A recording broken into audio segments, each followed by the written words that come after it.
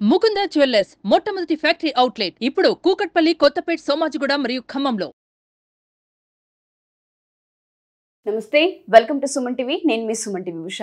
గత నెల రోజులుగా కోల్కతా ఇన్సిడెంట్కి సంబంధించి న్యాయం జరగాలి అని యావత్ దేశం అండ్ దాంతోపాటు కోల్కతా రాష్ట్ర ప్రజలు ఎప్పటికప్పుడు ధర్నాల రూపంలో, రాస్తారోకల రూపంలో వాళ్ళ వైద్య వృత్తిని ఏదైతే ఉందో దాన్ని కూడా పక్కన పెట్టేసి న్యాయం జరగాలని కోరుకుంటున్న ప్రాసెస్ ఏదైతే ఉందో, ఎస్పెషల్లీ మమతా బెనర్జీ రాజీనామా చేయాలన్న వార్త అండ్ దాంతోపాటు ఆవిడ దిగాలి అన్న వార్త కూడా మనం విన్నాం. సో ఇవాళ కనుక మనం చూసుకుంటే లేటెస్ట్గా ఒక న్యూస్ మన దాకా రావడం జరిగింది. నేను రాజీనామా చేయడానికి సిద్ధంగా ఉన్నాను అన్న ప్రకటన ఆవిడ మాటల నుంచి రావడం జరిగింది.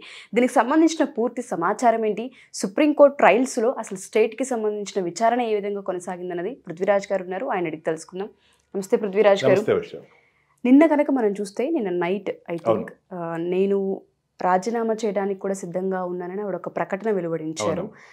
యావత్ ప్రపంచం అండ్ కోల్కతా రాష్ట్ర ప్రజలు చాలా వాటిపైన చాలా గట్టిగా బలంగా కూర్చొని ఉన్నారు. ఒకటి, న్యాయం జరగాలని; రెండు, ఎవరైతే ఉన్నారో బాధితులు ఆయనకు సంబంధించి శిక్ష పడాలి అని; అండ్ మమతా బెనర్జీ రాజీనామా చేయాలి అని. సో ఈ రాజీనామాకు సంబంధించి ఒక వార్త వచ్చింది. దీనికి సంబంధించిన పూర్తి డీటెయిల్స్ ఏంటండి? మమతా బెనర్జీ గారు రాజీనామాకి వెళ్లే ముందు మన సుమన్ టీవీ గురించి చెప్పాలమ్మా. ఒక 1000 కిలోమీటర్ల అవతల ఉండేటువంటి కలకత్తా క్యాపిటల్ సిటీలో జరిగినటువంటి ఒక సంఘటనపై ఏ ఛానల్ కవర్ చేయనంత విస్తృతంగా మనం కవర్ చేసుకుంటూ వస్తున్నాం. అక్కడ ఉండేటువంటి ఒక ఇన్సిడెంట్కి మనం తెలుపుతున్నటువంటి ప్రభుత్వం చేస్తున్నటువంటి అలసక్యతని, మన నిరసన అన్నది మనం ఈ రూపంలో తెలియజేయటం అనేది నిజంగా సుమన్ టీవీ యాజమాన్యానికి నిజంగా చాలా ధన్యవాదాలు చెప్పాలమ్మా. Thank you sir. నిన్న జరిగినటువంటి పరిణామాలు అంటే నాటకీయ పరిణామాలు అని చెప్పచ్చు. ధృతరాష్ట్రుడి పాలన అంతమైంది ఎక్కడంటే కురుక్షేత్ర సమరంలో. ధృతరాష్ట్రుడు పాలనతో ఈ రాష్ట్రాన్ని ఎందుకు కంపేర్ చేస్తున్నానంటే, ధృతరాష్ట్రుడు కళ్ళు లేక పరిపాలన చేస్తూ తను చేస్తున్న పరిపాలనలో జరుగుతున్నటువంటి అన్యాయాల్లో, తన కొడుకులు స్వయంగా చేస్తున్నటువంటి అన్యాయాల్లో తన పాత్రతను వహిస్తూ కొడుకు మీద ఉండేటువంటి మమకారాన్ని వదులుకోక, నా కొడుకు చేసేది నిజమే ఉంటుంది కానీ అబద్ధం ఉండదు, యుద్ధానికైనా సిద్ధమే కానీ ఈ దేనికి మేము లొంగము అని చెప్పేసి సాక్షాత్ భగవంతుడు శ్రీకృష్ణుడు వచ్చినా సరే నువ్వు చెప్తే నాకేంటి, నువ్వు ఉంటే అక్కడ పరిపాలించుకో, ఇక్కడ మాత్రం మాకు చెప్పకు అన్న నీతిలో అతను చాలా స్పష్టంగా చెప్పి యుద్ధానికైనా వెళ్ళి మొత్తం అప్పట్లో కొన్ని కోట్ల మంది చనిపోయారు కానీ తను మాత్రం తన పంతాలు వదులుకోలేదు. ఆఖరికి సాధించింది ఏముందంటే ఏమీ లేదని చెప్పచ్చు. అదేవిధంగా ఇప్పుడు జరుగుతున్నటువంటి ఒక భేషజాలు, ఒక ఈగో కాన్సన్ట్రేటెడ్ వ్యవహారం కింద చెప్పచ్చు. మమతా బెనర్జీ పర్సనాలిటీకి వచ్చేసరికి ఆవిడ కొంచెం మొండి మనిషి, సహజంగా మొండి మనిషి. ఆవిడ మొదటి నుంచి ఈ కలకత్తాలో జరిగినటువంటి అమ్మాయికి జరిగినటువంటి ఆ అఘాయిత్యానికి ఫస్ట్ నుంచి సపోర్టివ్గా, అంటే నిందితులు సపోర్టివ్గా మాట్లాడుతుంది అన్నది ప్రతి చర్యలోనూ అర్థమైపోతుంది. ఏదైనా ఒక ఇన్సిడెంట్ జరగకూడదు జరిగింది, వెంటనే దానికి తక్షణమే స్పందించి ఇది జరగకుండా ఉండాల్సింది, అయ్యో ఇట్లాంటి జరిగితే మా ఆడపిల్లలందరూ ఆడజాతికి జరిగేటువంటి తీరని అన్యాయానికి ఎవరు దీన్ని నివృత్తిస్తారు అని చెప్పేసి ఆవిడ స్పందించి వేరే రకంగా చేసుంటే బాగుండేది. కానీ మొదటి నుంచి జరుగుతున్న అన్యాయానికి పోరాడుతున్న వాళ్ళ మీద కాన్సన్ట్రేట్ చేయటం అనేది దౌర్భాగ్యమనే చెప్పాలి. మొదటి నుంచి ఆవిడ ఎంతవరకు దిగజారిందంటే వాళ్ళ మీద లాఠీచార్జీలు చేయటం, వాళ్ళ మీద ఫిరంగులు ఉపయోగించడం, వాళ్ళందరినీ చెదరగొట్టడం, ఇదంతా రాజకీయ ఒత్తిడి, వాటర్ క్యాన్స్ ఉపయోగించడం, ఇదంతా రాజకీయంగా జరుగుతున్నటువంటి ఒక పెద్ద కుట్ర అని చెప్పేసి ఒక సంఘటనని జరగలేదు అన్నట్టు జనాలు మైమర్పించడానికి ప్రయత్నం చేయటానికి ఏమైందంటే రోజు రోజుకి దాని మీద ఉద్రిక్త స్థాయిలో జరుగుతుంది.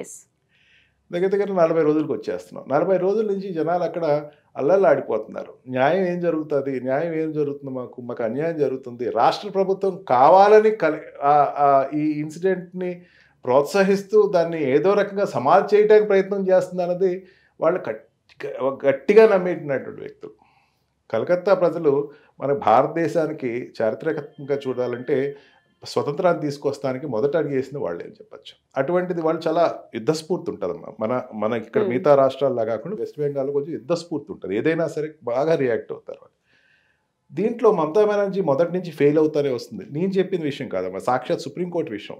సుప్రీంకోర్టు మొన్న జరిగిన దాంట్లో 3 సంచలనాత్మకమైన విషయాల గురించి చర్చ చేస్తుంది అన్నమాట. ఈ 3 సంచలనాత్మకమైన విషయాల గురించి మీకు చెప్తే జనాల ప్రేక్షకులు ఆశ్చర్యపోతారు. అంటే మమతా బెనర్జీ ప్రభుత్వంలో ఎంత అన్యాయం జరిగింది అనేది మనకు అర్థమవుతుంది.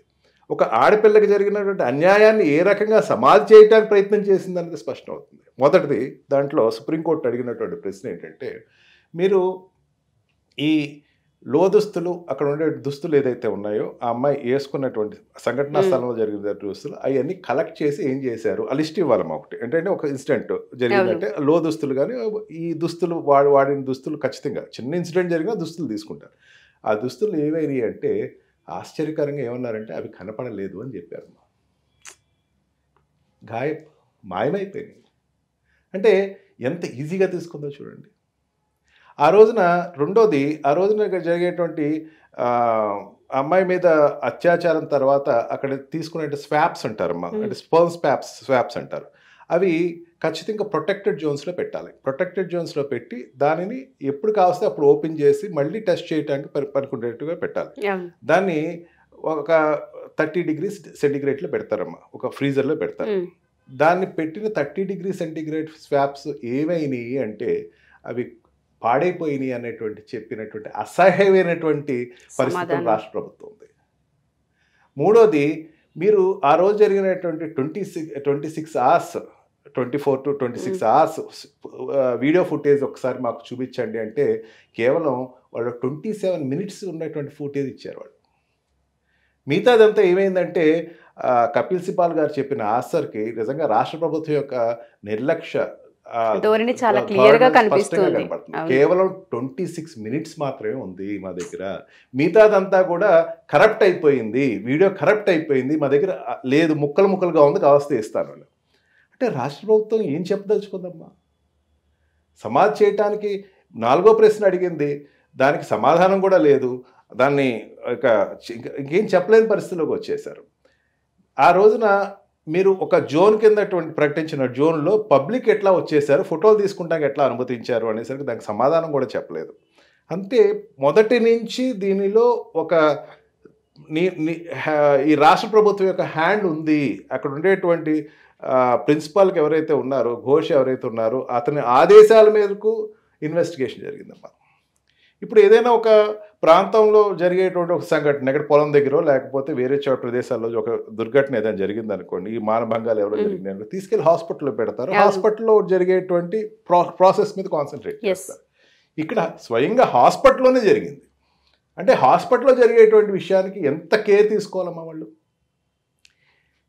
ఇక్కడ జరిగినటువంటి చిన్న విషయాలు మెడికల్ గా తీసుకోవాల్సినట్టు, నేను ఇందాక మీకు చెప్పినట్టు ప్రొక్యూరింగ్ క్లోత్స్ అంటే లిస్ట్ ఆఫ్ ద ఎవిడెన్సెస్ అంటారమ్మా. ఈ లిస్ట్ ఆఫ్ ఎవిడెన్సెస్ ఫార్మెట్ ఉంటుంది, ఒక దాని తర్వాత ఒక ఫార్మెట్ రాస్తారు, ఆ ఫార్మెట్లో ఫిల్ చేస్తారు. ఇవి ఉన్నవి అంటే ఆ రోజున ఏమేమి ప్రొక్యూర్ చేశారు, ఏమేమి మీరు డిస్పోజ్ చేశారు, టైం ఎప్పటి నుంచి ఎప్పుడు జరిగింది, ఏ టైంలో స్టార్ట్ చేశారు, ఏ టైంలో ఎండ్ అయింది, ఈ క్లాత్ రికవర్ చేసేటప్పుడు పంచాస్ అని ఉంటారమ్మా, ప్రైవేట్ విట్నెసెస్, వాళ్ళు ఎవరు సంతకాలు పెట్టారు అన్నది ఒక ఫార్మెట్ ఉంటుంది. ఆ ఫార్మెట్టే లేదు అసలు. అంటే క్రూషియల్గా రేపొద్దున కేసు నడపాలంటే ఆ ఫార్మెట్ లేదు అని చెప్తే కేసు నిందితులకి అనుకూలంగా తీర్పు వచ్చే ఛాన్సెస్ కూడా చాలా ఎక్కువ ఉంటాయి. అంటే నిందితులకి అనుకూలంగా రేపొద్దునైనా సరే శిక్ష పడకూడదు అని ఎంత పకడ్బందీగా రాష్ట్ర ప్రభుత్వం అక్కడ పనిచేసిందంటే ఇప్పుడు దేనికోసం పనిచేసినట్టు? ఇప్పుడు ఈ కోణంలో ఆలోచిస్తే నిందితుల కోసం పనిచేసింది తప్ప రాష్ట్ర ప్రభుత్వం ఎక్కడా కూడా బాధితురాలు ఆవిడ శ్రేయస్సు గురించి మాత్రం ఏం మాత్రం పనిచేయాలి. రాష్ట్ర ప్రభుత్వం దగ్గరుండి చేయించింది ఆ సంఘటన అన్నటువంటి అనుమానాన్ని జనాల్లోకి విపరీతంగా వెళ్ళిపోయి రాష్ట్ర ప్రభుత్వం ఈ అఘాయిత్యం చేయించింది అనేటువంటి కీచక పరిపాలన చూపించిందమ్మా. అక్కడ ఎంత దారుణమైనటువంటి పరిస్థితి. ఆ ఎగనిస్ట్ కూడా ఆ విధంగానే కనిపిస్తుంది. ఆవిడ ఎవరైతే వైద్యులు ఉన్నారో, ఆ స్టూడెంట్స్ ఉన్నారో, వాళ్ళని రమ్మని చెప్పినా మాట్లాడదామన్న ఒకరు కూడా ఆవిడకి సపోర్ట్ చేయడానికి ఎందుకు చేయలేదంటే దానికి రీజన్ ఉందమ్మా. వాళ్ళు అడిగిన దాని కూడా తప్పేం లేదు. ఇప్పుడు నేను ఒక పురాజకీయంగా పక్కన పెట్టేసేసి ఒక స్టూడెంట్కి అనుకూలంగా లేకపోతే ఒక జనరల్ పబ్లిక్ రకంగా మాట్లాడతాను. వాళ్ళు ఏమన్నారు, మీకు చర్చలకు రండి అని చెప్పేసి ఇప్పుడు మొదలుపెట్టింది. ఇప్పుడు ఒక దగ్గర వారం నుంచి మొదలుపెట్టింది చర్చలకు రండి. మొన్న అల్టిమేటం ఇచ్చింది, మీకు చర్చలు రావాలి, మీకు 15 మందికి అనుమతిస్తున్నాను. వాళ్ళు చాలా చాలా నీతిగా చాలా స్పష్టంగా చెప్పారు. 15 మంది అంటే మీరు కాంట్రాక్ట్ చేస్తారు, 30 మంది వస్తాము, మేము ఖచ్చితంగా వస్తాము, మీరు ఎవరో సెక్రటరీనో లేకపోతే ఇంకొక పోలీస్ కమిషనర్ తోటో, అంటే నమ్మకం లేని వ్యవస్థలతోటి. మీకు ఆ ప్రిన్సిపల్ సెక్రటరీ మీద మాకు నమ్మకం లేదు, ఎందుకంటే హోమ్, హెల్త్ మీ చేతిలోనే ఉన్నాయి. అందుకని సంబంధించిన ప్రిన్సిపల్ సెక్రటరీ చేసినట్టు దొంగల దగ్గర మమ్మల్ని కూర్చోబెడుతున్నారా, మేము రాము వాళ్ళ దగ్గరికి. మేము ఎవరి దగ్గరికి వస్తాం, మీరు స్వయంగా కూర్చోండి, మీ దగ్గర మేము వస్తాము. మీరు స్వయంగా కూర్చోండి. చీఫ్ మినిస్టర్ స్టేటస్లో వాళ్ళు అడగలేదమ్మా పిల్లలు. వాళ్ళు అడిగింది ఏంటంటే ఒక హెల్త్ మినిస్టర్ దగ్గర మేము కూర్చుంటాము, ఒక హోమ్ మినిస్టర్ దగ్గర కూర్చుంటాము. మీరు home minister and health minister కాబట్టి మీ దగ్గర మేము కూర్చుంటాము, మీరు రండి దయచేసి అని అడిగారు. వాళ్ళు అడిగింది తప్పేం లేదు. అంతేకాకుండా మీరు మమ్మల్ని ప్రలోభ పెట్టేటువంటి అవకాశం ఉంది, ఎందుకంటే అక్కడ జరుగుతున్నటువంటి పూర్వ సంఘటనలు అటువంటివి అమ్మ. పూర్వం అంతకుముందు ఒక మేల్ మెడికో అతను ఇంటర్వ్యూ చూశాను. అతను ఏం చేశారంటే ఒత్తిడి చేసి ఇట్లాగే ఏదో అక్కడ సూసైడ్ అటెంప్ట్ చేయబోతున్న వ్యక్తిని ఏదో రకంగా ఆపి మొత్తానికి అతన్ని అప్పుడు ఒక 3 years బ్యాక్ ఇట్లా అక్కడ జరుగుతున్న అన్యాయం గురించి పోరాడుతున్న మెడికో ఏదో గట్టి గొడవ చేస్తే అతన్ని మొత్తానికి అరెస్ట్ చేసి, సూసైడ్ చేసుకునేవాడిని అరెస్ట్ చేసి జైల్లో పెట్టి అతను ఈరోజు డిగ్రీ లేకుండా చేశారు. పూర్వ ఎక్స్పీరియన్స్ తోటి వాళ్ళు ఏమన్నారంటే లేదు మేము కాదు, ఓపెన్గా లైవ్లో ఇది ఇట్లాగా లైవ్లో కూర్చోండి చేస్తాం. ఈ 3 అన్నది న్యాయబద్ధమైనటువంటి విషయాలు. రాజకీయబద్ధంగా ఆవిడకి వ్యతిరేకత రావచ్చేమో కదా, న్యాయమైనటువంటి పద్ధతులు అవి. దీనికి ఆవిడ ఎంత భయపడిందంటే, మీరు అంత గట్టిగా అడుగుతున్నారు కాబట్టి నేను రాజీనామా చేయడానికి సిద్ధంగా ఉన్నాను, రాజీనామా చేస్తాను, అవసరమైతే రాజీనామానే చేస్తానే కానీ మీరు అడిగినటువంటి కోరికలు నేను నిర్వర్తించను అంటే ఎంత హేయం అమ్మా. ఏమవుతుంది? మీరు ఏమి మీరు నిర్ణయాలు మీరు ప్రజలకు ప్రకటిస్తున్నారు? మీరు రాజీనామా చేస్తే జనాలందరూ అయ్యో మమతా బెనర్జీ దీదీ రాజీనామా చేస్తుంది, ఆవిడ రాజీనామా చేయొద్దని బతిమాలతారనుకుంటుంది.